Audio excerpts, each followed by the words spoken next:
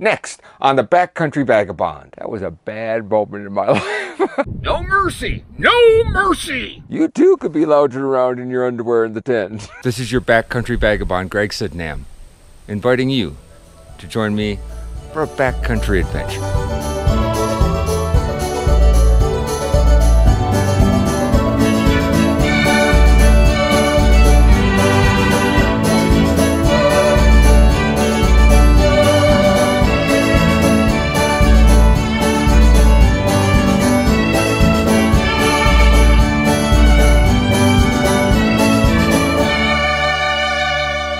What is today, day 11? Yeah, I think so, day 11. I just paddled down from my island over to this area. This is the infamous, my boat floats around the corner in the middle of the lake and I have to go get it.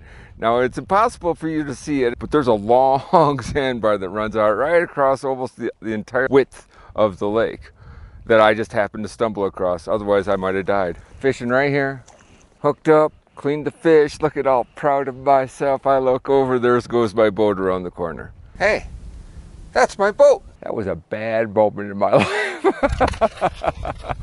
I can't believe how lucky I was. If I hadn't gotten it right there when I did, it's easily another mile to the far end of the lake. And that's assuming that it goes to the far end of the lake and doesn't wash up on one of those islands. I do have my boat tied up in eyesight right here so that if it floats away, I can get it before it goes too far. Just missed one hell of a fish. 19, 20-inch rainbow. Son of a bitch. Nice big fight too. Really like that. The fly is working. It's not working as well as a spinner, but the fly is working. I'm catching fish. Damn, it is gorgeous. Anybody that knows fishing, this is a perfect spot for fishing. There are drop-offs and there are sandbars and there are deep gullies in the middle of these bars. There's warm water coming out of the sloughs and it's creating a confluence where the bugs are. They are gorging themselves on these little skinny blue fireflies. If I can find something that's about an inch long and has like that little Christmas tree blue in it, then that's what I need. Ah, you son of a... Oh, you lucky Houdini right there. Wind's coming up, and every time the wind comes up, I think about paddling all the way back. I'm 2/3 of the way down the lake. I know it's gonna suck going back. And I can hear my friend Chris in my head saying, geez, Greg, if it was so simple, anybody would do it. So why don't you get off your fat ass and get those old man muscles out there so they don't look like old man muscles anymore. It only takes this much work. Well, he may be right. I really don't like working out. I am done with these damn deer flies. You could see him, right? You could see him flying all over around my head. They're kamikazes, dude. And they're coming after me. No mercy! No mercy! The way the sun sets here is unique in the fact that you've got great big mountains on either side. So the sun comes down on the west and your whole camp and the lake all goes down into shade. But over here on the mountains, they're still wide awake and completely lit by the sun that's setting on the backside. And if you get the right cumulus clouds or even thunder clouds with a clear sky to the west, it is one of the most gorgeous sights I've ever seen, and I really want to try to get that. And I want to see if I can get it on the drone on a long fly-in shot, come up and expose and then just back off again. That'd be lovely, but you know, if wishes were horses, beggars would ride. Oh, the shit that your parents teach you that you never forget. It is so bizarre sometimes. It seems like I do nothing all day long. I sit in the tent. I'm in the tent at least 12 hours a day. Just, I have to be. This morning I got up, it was like 6 a.m. and I thought, wow, what a beautiful day to fly the drone. Good morning, I'll be able to catch the sunrise. And then I turned over and went back to sleep. I couldn't believe it. And it got cold. Apparently it got pretty damn cold. I woke up and I was zipped up in both layers. I've got a liner in my sleeping bag. Highly recommend getting a sleeping bag liner for anybody that does this. Your sleeping bag that is rated to 20 degrees now becomes rated to about 5 to 0. Okay, it's that much difference. It gives you multiple layers. So if it's hot out and you just want to cover up, it's a thin layer that you can go ahead and just sort of wrap over your legs or wrap around your shoulders. If it's really cold out, you get into that bundle up and you get into your sleeping bag and you zip that sumbitch up and you're like a mummy. Now that's when it's warm.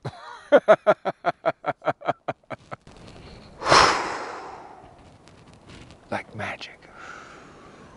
Look at this. I just happen to have my little backcountry stoner calendar. That's how many days I have left here. Easy enough to keep count. Well, not quite, because I have to leave with 3 days left, but still.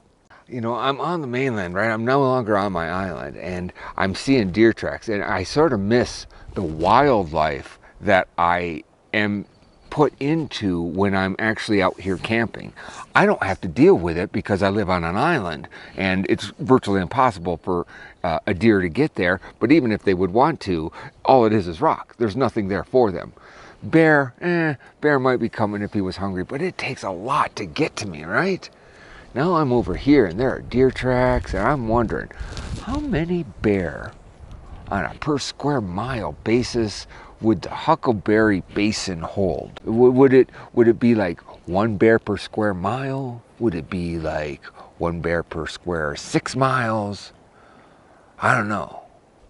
I wish I'd see a bear. I wish I'd see a bear so that I could film seeing a bear. Isn't that stupid? It's so stupid. I've got so many ducks and geese and birds. I think I may have shot an osprey earlier this morning. I've tried to get the eagle, but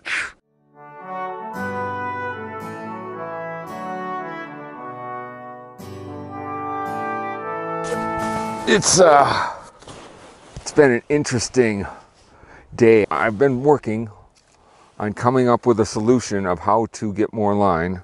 I've found a way to tie 2 pieces of fishing line together, but it doesn't snap and it doesn't slip. But it's got a pretty big knot.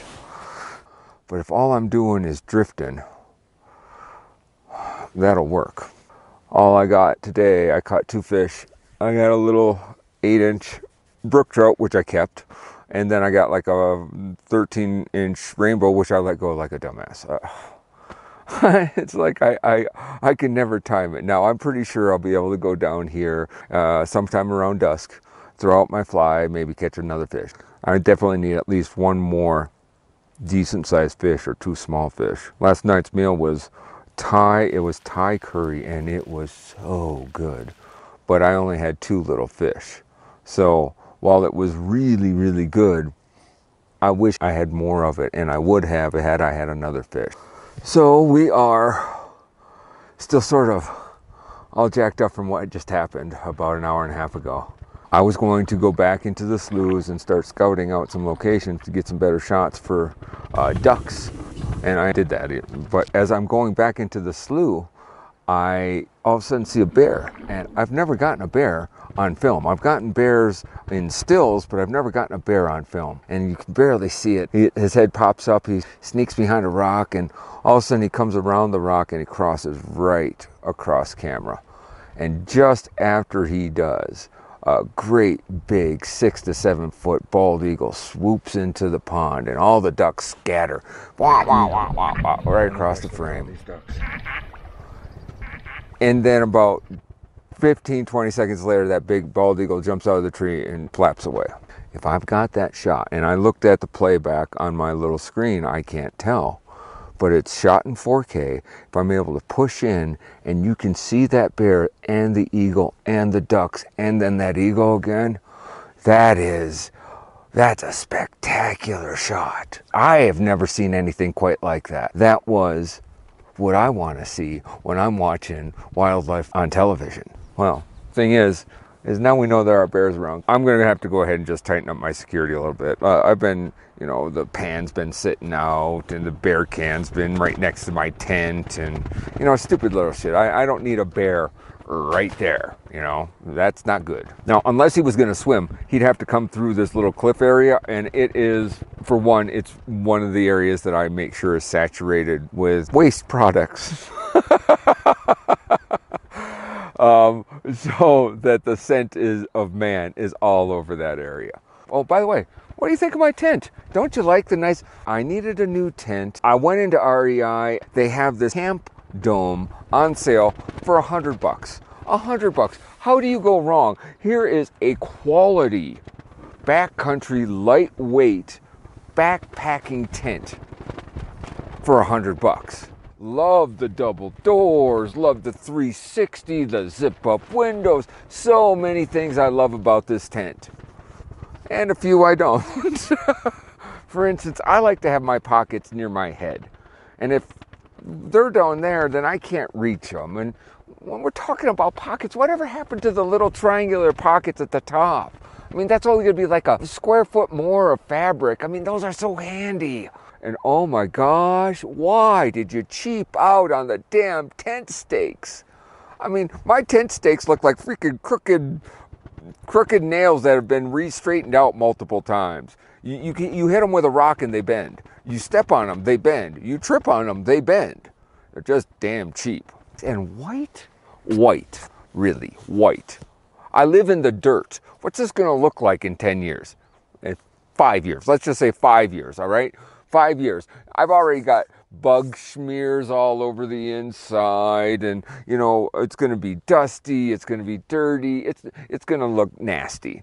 That said, I still have to give this tent an A-.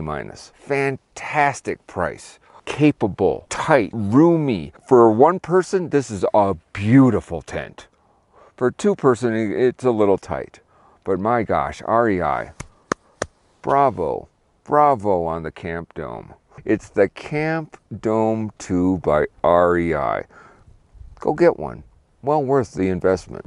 Until later, I'm the Backcountry Vagabond saying, hey guys, you too could be lounging around in your underwear in the tent.